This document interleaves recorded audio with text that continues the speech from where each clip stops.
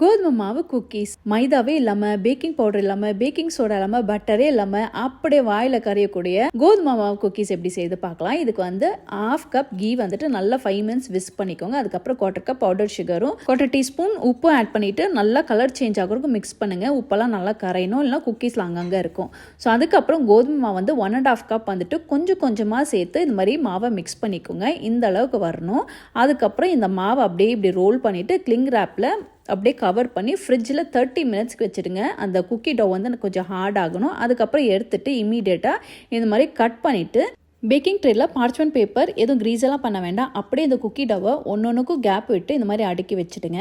180 degree செல்சியஸில் 10 minutes pre heated அவனில் ஒரு 10 to 12 மினிட்ஸ் பேக் பண்ணி எடுத்திங்கன்னா சூப்பரான கோதுமை மாவு குக்கீஸ் இங்கே ரெடி ஆகிடும். நான் உங்களுக்கு உடச்சி காட்டுற பாருங்கள். நல்லா சாஃப்டாகவும் இருக்கும், அது செய்யட்டும் கொஞ்சம் கிறிஸ்பியாகவும் இருக்கும். கண்டிப்பாக நீங்களும் ட்ரை பண்ணி பாருங்கள். Happy cooking. Blessings to you all.